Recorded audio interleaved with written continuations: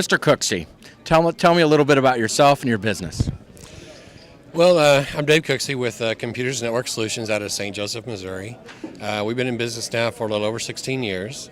And we do basically a lot of different things in the business. We've got our traditional networking PC break and fix business with managed services. We also do voice and traditional telephone along with voice over IP.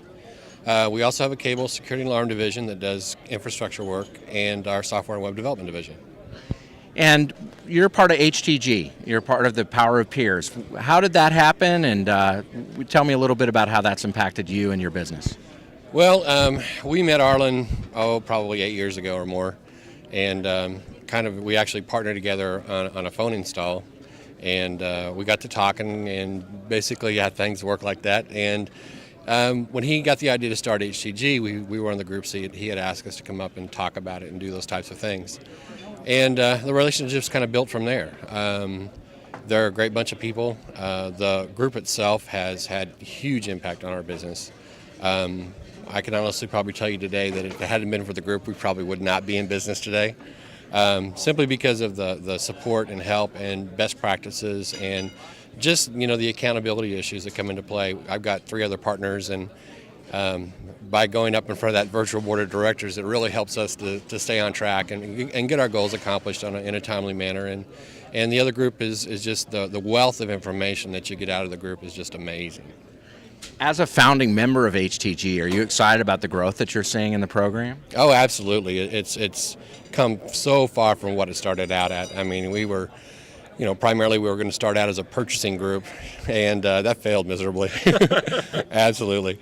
And as the group matured and as our relationships deepened in the original group, it just made sense for us to start sharing those practices and working together and partnering together. And as that grew and as that developed, it turned into what it is today. And just to see it's amazing to me that we're able to replicate that over and over and over again. And a lot of that has to do with Arlen and Arlen's, the culture that he provides and the philosophy that he has. But, a lot of credit has to go to the other members that are in that group too, because, they're putting in as much effort and as much time and have as much passion about what we're doing as the original members were. So it's great to see what's happening out there. I know that one of the newest groups you're actually leading. Can you tell me the name of that group, the number, I should say? Yeah, well, and what you're doing there? Because it's quite an honor, and the way that leaders are formed of new groups, I think, is an interesting thing. Yeah, well, we're lucky number 13, HTG 13, and the group is. I was surprised at how quickly the group kind of melded together. The first meeting we had was in July at Council Bluffs. Mm-hmm. And, we got people from all over the country, from, East Coast, West Coast, and right up in the middle, and different sizes and different cultures and some of the different business practices come into play there. But, everybody was excited about being there. They were, wanted to get right to it. They were very interested and had a lot to offer.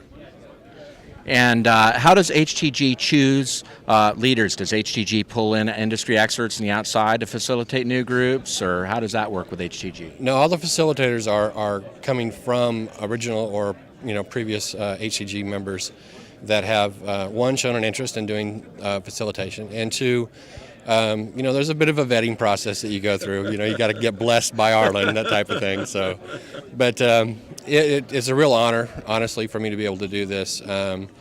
And I'm kind of, a little bit on the hot seat there too, being the guy that's going to mold and direct and kind of control how this group flows. But, again, it all comes back to the members of the group. It's all about what they're doing, how they can contribute and give back to the group itself. And as long as I can try to keep the time constraints in place and get the logistics in place, and that'll work. That's great.